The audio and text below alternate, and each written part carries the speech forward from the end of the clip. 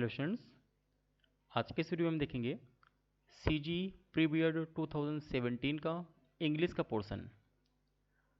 तो आज हम यहाँ पे इंग्लिश के पोर्शन को सॉल्व करने जा रहे हैं और ये हमारा जो सेट है ये 2017 का यहाँ पे क्वेश्चंस दिया हुआ है। तो मुझे पूरी उम्मीद है कि जैसे आपने पिछले वीडियो में यहाँ पे अपना जो भी क्वेश्चन सॉल्व किए थे उसी तरीके से इस वीडियो में भी आप हर एक क्वेश्चन को बहुत ही ध्यान से अच्छे से समझते हुए यहाँ पे सॉल्व करेंगे। और वीडियो स्टार्ट करने से पहले मैं आपसे रिक्वेस्ट करता हूं कि अगर आप नए हैं तो प्लीज़ चैनल को ज़रूर लाइक करिएगा, सब्सक्राइब करिएगा और अपने दोस्तों के साथ ज़रूर शेयर करिएगा, क्योंकि हमारे इस चैनल में आपको एक क्वालिटी वाला कंटेंट आपको मिलता है और इसको पढ़ने के बाद आपके आने वाले एग्ज़ाम के लिए आपको बहुत ही इंप्रूवमेंट होगा। तो आइए स्टार्ट करते हैं इस वीडियो में। तो देखिए यहाँ पे जो हमारा पार्ट नंबर 5 है क्वेश्चन में, तो ये जनरली हमको सामान्य अंग्रेजी का क्वेश्चन पूछा गया है। और देखते हैं क्वेश्चन नंबर फर्स्ट क्या है। तो देखिए क्वेश्चन नंबर जो हमारा फर्स्ट है इसमें आपको एक कह सकते हैं जम्बल्ड, फिर से देखिए जम्बल्ड दिया हुआ है। जम्बल्ड का मतलब कि 4 सेंटेंस आपको दिए हैं A B C and D. अब इनको कह रहा है कि the correct order of the sentence will be, आपको क्या करना है कि इसका सेंटेंस का करेक्ट ऑर्डर यहाँ पे बताना है। तो अब देखिए ये आपको क्या करना है, सिर्फ क्वेश्चन को सॉरी जो भी स्टेटमेंट है ध्यान से पढ़ना और एक एक सेंटेंस का मीनिंग निकालना है और कहीं ना कहीं आपस में लिंक करना है। तो आप देखिए शुरुआत कहाँ से करेंगे। तो देखिए शुरुआत करने के लिए आपको पता है कि एज अ रिजल्ट या फिर दस, इनसे तो शुरुआत नहीं होती है क्योंकि ये कहीं ना कहीं सेंटेंस के लास्ट में यूज़ किए जाते हैं। तो इनको अगर हम छोड़ दें तो बाकी दो बच रहे हैं, यानी कि सो ही इंसेस्टेड। सो का मतलब कहीं ना कहीं पहले इसके कोई ना कोई सेंटेंस जरूर रहा होगा, तभी वहाँ पे सो लगा हुआ है। तो कन्फर्म है कि हमारा जो स्टार्टिंग वो क्या होगा कि ए पोएट, ठीक है, a poet wanted to inspire Raman. मतलब यहाँ पे जो एक पोएट था, हमारा जो कवि था, वो क्या करना चाह रहा था कि रमन को इंस्पायर करना चाह रहा था। तो कन्फर्म है कि हमारी जो शुरुआत होगी वो डी से होगी। तो डी हमारा पहला लेटर यानी कि पहला सेंटेंस होना चाहिए कि a poet wanted to inspire Raman. अब देखिए इससे लिंक क्या करेंगे। अगर वो रमन को इंस्पायर करना चाह रहा था पोएट, तो अब क्या होगा, so he insisted that Raman listens to his poem. तो उन्होंने क्या किया कि उन्होंने रमन को इंसिस्ट किया कि वो उनकी कविताओं को सुने। तो कन्फर्म है कि इससे लिंक क्या हो रहा है, देखिए सी हमारा लिंक हो रहा है, यानी डी के जस्ट बाद हमको सी यहाँ पे लिखना है। क्लियर। तो a poet wanted to inspire Raman, उसके बाद क्या आएगा कि so he insisted that Raman listens to his poem. अब रहेगा दो। अब देखिए दो हमारे जो है इनका देखिए मीनिंग क्या है कि पहले का अर्थ है कि as a result Raman fell asleep. अब देखिए वैसे स्लीप का मतलब था सोना, लेकिन यहाँ पे वैसे सोने का मतलब नहीं है। सोने का यहाँ पे मीनिंग ये है कि कविताओं को सुन के वो कहीं ना कहीं उसके ख्यालों में खो गया। ठीक है। और लास्ट में कह रहा है कि दस Raman expressed his view about the poem. तो देखिए जब वो पोएम को सुनेगा तभी उसके ख्यालों में खोएगा। तो यानी कन्फर्म है कि जब उन्होंने क्या किया कि रमन को इंसिस्ट किया तो वो उनकी कविताओं को उसने सुना, यानी कि उन कविताओं की भावनाओं में बह गया या खो गया। ठीक है। तो यहाँ पे ए यहाँ से स्टार्ट होगा, सी के बाद हमारा ए आ जाएगा। और जब वो कविताओं को सुन चुका उसके बाद उसने क्या किया, दस Raman express his view okay about the poem. तब उसने क्या किया कि पोयम के बारे में अपने जो भी उसके ख्याल थे, जब भी उसका जो भी यहाँ पे कह सकते हैं व्यू था, उसको क्या किया, एक्सप्रेस किया। तो लास्ट में हमारा क्या आएगा, बी आएगा। तो इस तरीके से आप देख सकते हैं कि हमारा जो करेक्ट ऑर्डर बन रहा है वो क्या रहा है, D C A and B आएगा। तो आप देख सकते हैं हमारा कौन सा ऑप्शन राइट होगा। तो डी सी ए बी का मतलब हमारा ऑप्शन नंबर फोर्थ हमारा क्या होगा, ये करेक्ट हो जाएगा। तो आई होप आपको ये पैरा जम्बल्ड आपको अच्छे से क्लियर हो गया होगा। अब आइए इसके बाद हम नेक्स्ट यहाँ पे देखते हैं। अब देखिए इसके बाद हमको यहाँ पे जो क्वेश्चन नंबर 2 यहाँ पे लिखा हुआ है, इसमें कह रहा है कि the report is badly written. ठीक है, the report is badly written यहाँ पे लिखा हुआ है। और फिर यहाँ पे फिल इन द ब्लैंक है, फिर कह रहा है कि इट इज़ इनएक्यूरेट। अब देखिए द रिपोर्ट इज़ बैडली जो रिटेन, इसका मीनिंग क्या है कि रिपोर्ट खराब लिखी गई है। ठीक है। तो इसको आपको हिंदी में समझना है कि जो रिपोर्ट है उसको किसी ने खराब लिखा हुआ है, रिपोर्ट खराब लिखी गई। उसके बाद एक हमको यहाँ पे वर्ड बताना है कि क्या करेक्ट होगा। और आगे लिखा कि इट इज़ इनएक्यूरेट, और गलत भी है, खराब लिखी भी गई है, इसके अलावा क्या है, गलत भी है ना, दोनों से बातें आ रही हैं। अब यहाँ पे आपको चारों में से जो हमारा सबसे परफेक्ट होगा वो आपको फिलअप करना है। तो देखिए मैं आपको मीनिंग बता देता हूँ। अगर मोर ओवर आया है तो देखिए मोर ओवर का याद रखना कि इसको हम क्या कहते हैं, इसको हम हिंदी में इसके अलावा के शब्द के रूप में हम प्रयुक्त करते हैं, इसके अलावा। तो कहीं भी अगर इसकी भावना आती है इसके अलावा, तो हमेशा मोर ओवर का हम यूज़ करते हैं। उसके बाद अगर कहीं फाइनली का यूज़ किया गया तो आपको पता है फाइनली का मतलब होता है कि अंत में, यानी कि आखिरकार, कि एट लास्ट, कि इसको हम अंत में हम तरीके से यूज़ करते हैं। और यहाँ पे अगर हम बात करें कि हाउ एवर, तो देखिए हाउ एवर आप जानते हैं कि इसको हम कहते हैं बहरहाल। ठीक है, या फिर नहीं कि कैसे भी। तो यहाँ पे इसको हम बहरहाल कह सकते हैं, या फिर किसी ना किसी प्रकार से।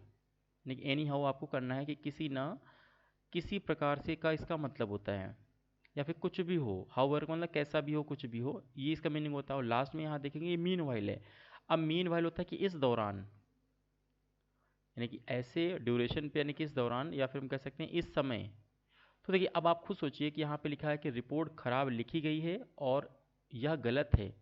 रिपोर्ट खराब भी है और यह गलत है, तो उसका ना सबसे परफेक्ट यहाँ पे क्या आएगा, यहाँ पे आएगा मोर ओवर। मोर ओवर का क्या मतलब होता है, इसके अलावा, यानी कि रिपोर्ट खराब है, इसके अलावा यह गलत भी है, ठीक है। तो हमारा जो भी करेक्ट आएगा यहाँ पे देखिए मोर ओवर का इस्तेमाल होगा। तो इसलिए हमारा जो भी राइट ऑप्शन है वो ऑप्शन नंबर हमारा फर्स्ट, यानी कि ए हमारा राइट हो जाएगा। तो आई होप आपको ये दोनों क्वेश्चन क्लियर हो गए होंगे।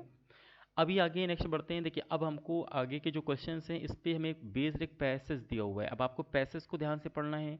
पैसेज को मैंने इसके पहले वाले वीडियो में बताया था आपको इंग्लिश में कि पैसेज को एक बार में पढ़िए और एक मोटा मोटा आपको उसके बारे में मालूम होना चाहिए कि इसमें हमको क्या दिया हुआ है।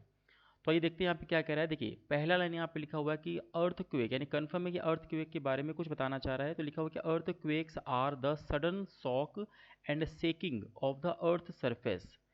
ठीक है, अब इसका मतलब समझ गए होंगे कि जो भूकंप होते हैं, अर्थक्वेक का मतलब है भूकंप। भूकंप पृथ्वी की सतह के अचानक झटके और कंपन होते हैं। ठीक है, अचानक आपको सडन शॉक मिलेगा या फिर सेकिंग यानी कि कंपन मिलेगा, उसके बारे में बता रहा है। फिर कह रहा है कि they can be felt over large geographical areas for brief moment of time. ये जो होते हैं, सबसे पहली बात है कि लार्ज जोग्राफिक एरिया में फील किए जाते हैं, वो भी कब, बहुत ही कम टाइम के लिए, यानी ब्रीफ मोमेंट ऑफ टाइम।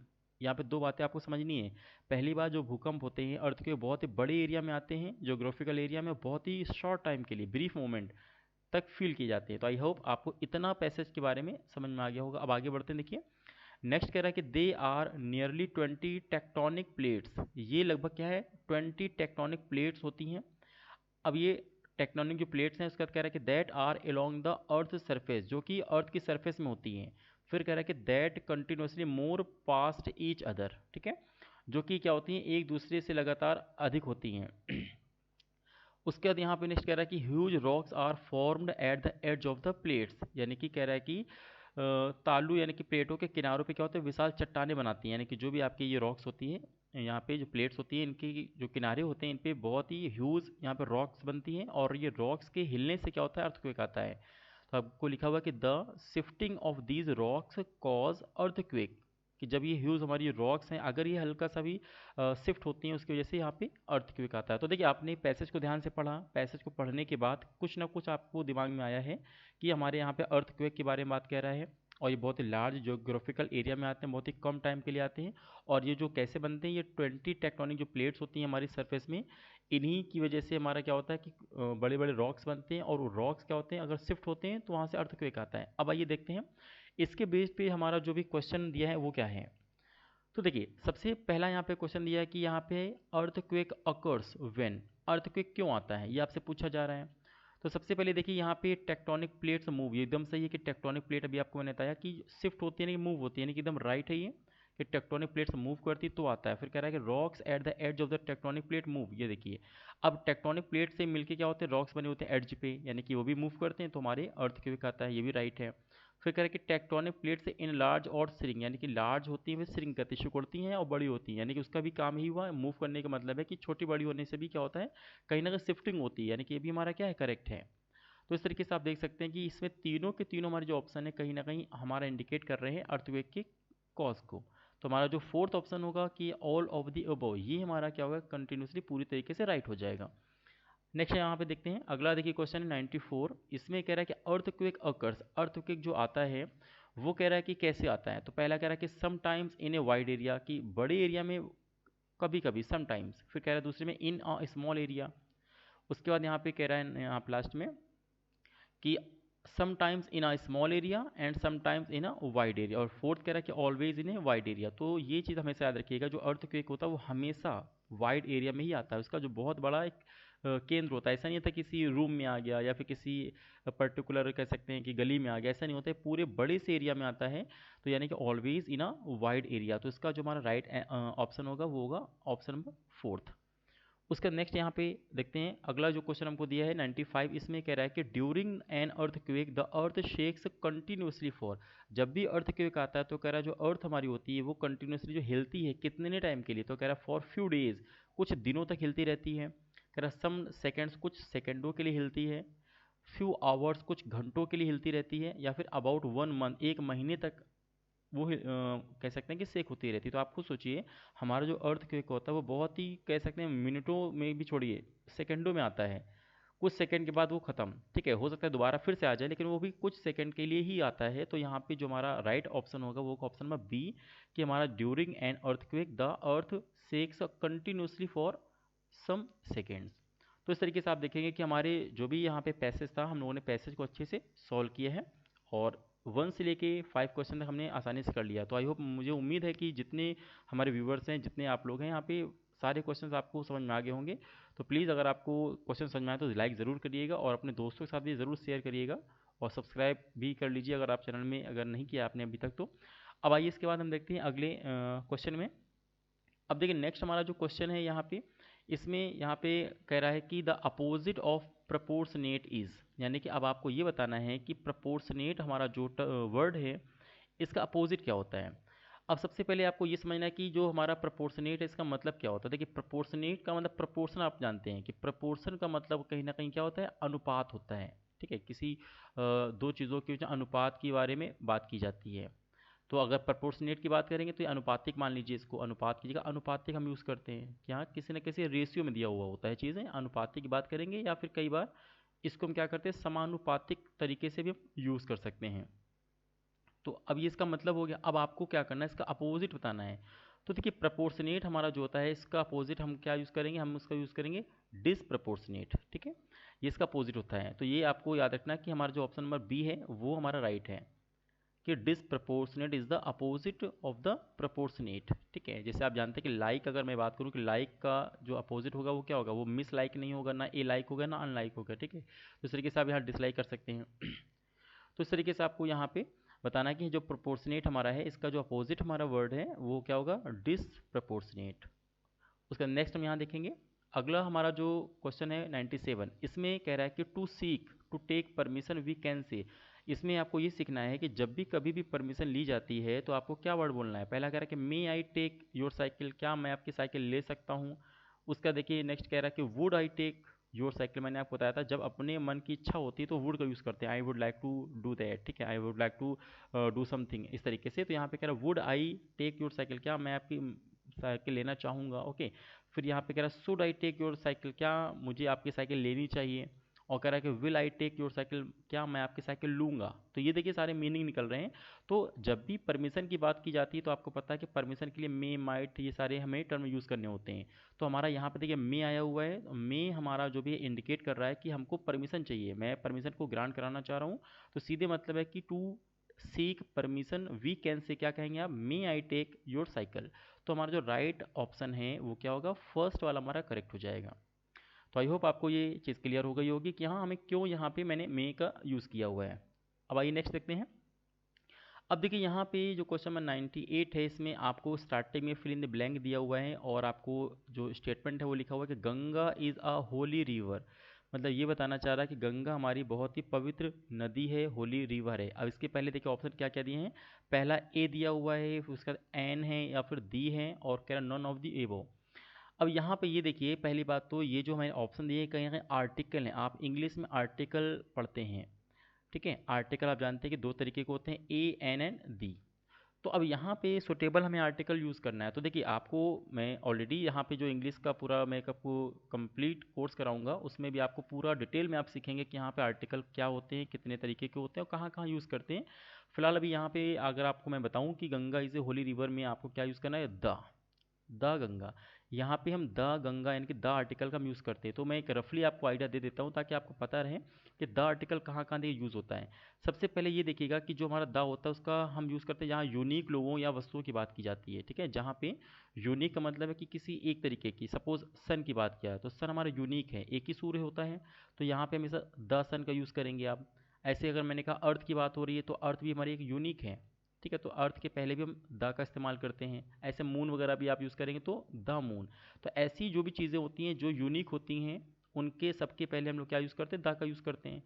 उसके अलावा अगर कभी कभी आपको ऐसा लगे कि किसी विशेषण में हम किसी जाति या समूह के ग्रुप के बारे में बात कर रहे हैं। सपोज मैंने कहा कि यंग, तो यंग क्या होता है, एक तरीके से पूरा ग्रुप हो सकता है, यंग बॉयज़ या समथिंग। तो यहाँ पे इसके पहले हम द का इस्तेमाल करते हैं। उसी तरीके से अगर मैंने कहा कोई ओल्ड लोगों का ग्रुप है तो यहाँ पे भी आप द यूज़ कर सकते हैं, है ना। अब उसके बाद यहाँ पे और हमारा द का यूज़ कहाँ होता है, देखिए कभी कभी क्या होता है कि प्रसिद्ध संग्रहालय जो होते हैं, म्यूजियम्स होते हैं, भवन होते हैं, या फिर स्मारकों के साथ भी क्या होता है, द का यूज़ करते हैं। सपोज मैंने कहा ताजमहल, तो अगर यहाँ पे ताजमहल लिखा हुआ है तो अब आपको क्या करना है, इसके पहले द का यूज़ करना पड़ेगा, क्योंकि ये कहीं ना कहीं एक स्मारक है। उसके बाद अगर मैंने कहा कि कुतुब मीनार, तो ये देखिए कुतुब मीनार के आगे भी क्या करना होगा आपको, इसके पहले भी हमको द वर्ड का इस्तेमाल करना होगा। तो आई थिंक आपको समझ में आ गया। उसी के बाद नेक्स्ट हम देखेंगे, और देखिए कहाँ कहाँ हम द का यूज़ करते हैं। कभी कभी आपको नदियों के बारे में बोलेंगे, समुद्रों के बारे में, महासागर, पहाड़ों, झीलों, नहरों, है ना, मरुस्थलों आदि के नाम से भी पहले हम क्या करते हैं, द का यूज़ करते हैं। सपोज मैंने कहा गंगा, अगर मैंने आपसे कहा गंगा तो कन्फर्म है कि इसके पहले द का यूज़ करना पड़ेगा, द गंगा। मैंने कहा कि अरेबियन सी, तो उसके लिए लिखेंगे द अरेबियन सी, यानी कि हम समुद्र की बात कर रहे हैं कि द अरेबियन सी। उसी तरीके से मैंने कहा इंडियन ओशियन, तो आप क्या क्या लिखेंगे, द इंडियन ओशियन। तो ये इसके मैंने आपको रूल्स बता दिए कि कभी भी अगर ऐसा कोई आता है तो आपको याद रखना है कि द आर्टिकल का हम प्रयोग कहाँ कहाँ करते हैं। उसी तरीके से कई बार धार्मिक ग्रंथ के बारे में या कोई न्यूज़पेपर होता है, पत्रिका होती है, उसके आगे भी हम द लगाते हैं, कभी कभी कंट्री के आगे भी हम द लगाते हैं, है ना। तो ये सारे आपको आई थिंक उम्मीद है कि ये समझ में आ गया हो कि हाँ गंगा के आगे मैंने द का इस्तेमाल क्यों किया, क्योंकि ये एक रिवर का नाम है। अब आइए आगे हम बढ़ते हैं। अभी देखिए क्वेश्चन में जो 99 है, इसमें कह रहा है कि आई वॉन्ट, उसका फिलिंग द ब्लैंक है, फिर कह रहा है milk for the baby because she is hungry. इसमें कहना चाह रहा है कि मुझे, ठीक है, मिल्क चाहिए। यहाँ पे सारे देखिए option little, a little, few और ए फ्यू दिया हुआ है। तो यहाँ पे सबका मतलब कहीं ना कहीं होता है कि थोड़ा। तो यहाँ पे उसने कहा कि मुझे थोड़ा सा दूध चाहिए। क्यों, अब मुझे थोड़ा सा दूध चाहिए बेबी के लिए, क्योंकि वो भूखी है ना। अब बात यार यहाँ पे फिट कौन सा बैठेगा, तो देखिए मैं आपको एक चीज़ बताऊँ कि यहाँ पे अगर आपको देखना है कि फिट कौन सा बैठेगा, तो सबसे पहले ये ध्यान देना है कि ये जो लिटिल और जो हमारे जो ए लिटिल हैं, ये हमको देखना है, ये एक ग्रुप में वैसे शामिल किए जाते हैं। और उसके बाद अगर मैं बात करूँ फ्यू है और ये ए फ्यू है, इसका हम एक ग्रुप में शामिल करेंगे। तो देखिए फ्यू और ए फ्यू हमेशा वहाँ यूज़ करते हैं जहाँ पे हम काउंटेबल नाउन की बात करते हैं, यानी कि ऐसे कोई भी नाउन जिसको आप गिन सकते हैं, ठीक है, उनको हम काउंटेबल नाउन कहते हैं। जैसे सपोज मैंने कहा कोई चीज़ अगर आप यूज़ कर रहे हैं वहाँ पे गिन पा रहे हैं आप, है ना। लेकिन अगर यहाँ पे मैंने कहा कि लिटिल और ए लिटिल का हम यूज़ करते हैं जहाँ पे अनकाउंटेबल नाउन होती है, जहाँ पे आप काउंट नहीं कर सकते हैं। जैसे यहाँ पे देखिए मिल्क का यहाँ पे नाम आया, ये नाउन है। अब यहाँ पे मिल्क अगर नाउन है तो देखिए अब क्या आप दूध को गिन सकते हैं कि दूध कितनी बूंद हैं, कितने ड्रॉप्स हैं, तो आप उसको गिन नहीं सकते। यानी कि वाटर है तो वाटर को गिन नहीं सकते, ठीक है। तो उसको हम क्या बोलते हैं, अनकाउंटेबल नाउन से हम डिनोट करते हैं। अब यहाँ पे बात आ रही है कि लिटिल या ए लिटिल में हम क्या यूज़ करना चाहिए। तो देखिए लिटिल का मतलब होता है थोड़ा, लेकिन ए लिटिल भी हमारा क्या मतलब था कि बहुत थोड़ा, ठीक है। और हमारा जो सबसे फिट बैठेगा वो हमारा है ए लिटिल। तो ये आपको दोनों के मतलब याद होने चाहिए कि ए लिटिल या फिर लिटिल का मतलब होता है कि स्मॉल होता है लेकिन अनकाउंटेबल नाउन जिनको हम नहीं काउंट कर सकते। और जो कि फ्यू और ए फ्यू होते हैं, इनका मतलब भी होता है कि कम या थोड़ा सा, लेकिन काउंटेबल नाउन के ड्यूरेशन पे हम इसको यूज़ करते हैं। क्लियर। अब आइए आगे चलते हैं। देखिए नेक्स्ट हमारा यहाँ पे क्वेश्चन है, क्वेश्चन नंबर 10 यानी कि 100 की बात करते हैं। अब देखो यहाँ पे कह रहा है कि सी पेंटेड द पिक्चर्स, उसने क्या किया कि पिक्चर्स को पेंट किया था, ठीक है। अब यहाँ बात आ रही है ऑप्शन क्या है, देखिए ब्यूटीफुल, ब्यूटीफुली, ब्यूटी या ब्यूटीफाई, है ना। अब यहाँ पे आपको समझना है कि उसने क्या किया कि पिक्चर्स को पेंट किया है। अब ये उसके बारे में बता रहा है विशेषता। तो देखिए आपको पेंट करना मान ली वर्ब हो गया, लेकिन यहाँ पे उसका एक और यहाँ पे स्पेशली बता रहा है कि यहाँ पे उसने पिक्चर को किस तरीके से यहाँ पे पेंट किया है। तो देखिए यहाँ पे एडवर्ब की बात हो रही है, यानी कि जो वर्ब की विशेषता बताता है, ठीक है। एडवर्ब हमारे क्या होते हैं, जो कि वर्ब की हमारी विशेषता बताता है। अब यहाँ पे आपको पता है कि पेंट करना हमारा क्या है, ये वर्ब है। अब इसको उसने कैसे किया है, वो बहुत ही ब्यूटीफुल तरीके से किया है। लेकिन यहाँ पे अगर लास्ट में हम यूज़ करते हैं तो हमेशा लास्ट में ब्यूटीफुल यूज़ नहीं करते, बल्कि ब्यूटीफुल यूज़ करते हैं। हाँ बीच में कहीं आ जाता तो हम यहाँ पे ब्यूटीफुल यूज़ कर सकते थे, लेकिन यहाँ पे यूज़ करें सी पेंटेड द पिक्चर्स, तो आपको आखिरी में क्या लिखना है, ब्यूटीफुली।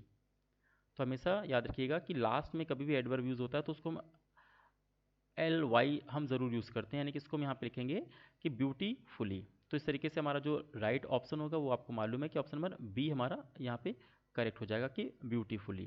तो इस तरीके से आपने देखा कि मैंने यहाँ पे आपको सी जी प्री बी एड 2017 का जो इंग्लिश का पोर्शन है मैंने आपको कंप्लीट यहाँ पे सॉल्व कराया है। और मैं पूरी उम्मीद करता हूँ कि आपको एक एक मैंने यहाँ पे क्वेश्चन एक्सप्लेन करते हुए समझाया, ताकि आपका आने वाला जो एग्ज़ाम है आप उसके लिए पूरी तरीके से प्रिपेयर रहें। आपको एक क्वालिटी वाला यहाँ पे कंटेंट मैं प्रोवाइड कर रहा हूँ, ताकि आपको लगे कि हाँ आपको ऐसे यहाँ पे चीज़ों को समझ में आना चाहिए और आपको वो चीज़ें बिल्ड हों। तो इसी उम्मीद के साथ मैं पूरी उम्मीद करता हूँ कि आपको सारा जो भी मैंने आपको प्रोवाइड किया है क्वेश्चंस एकदम समझ में आए होंगे। तो प्लीज़ वीडियो को ज़रूर लाइक करिएगा, और अगर आपने नए हैं तो ज़रूर सब्सक्राइब करिएगा। और इसके बाद हम मिलते हैं एक नेक्स्ट वीडियो में, तब तक के लिए बहुत बहुत थैंक यू।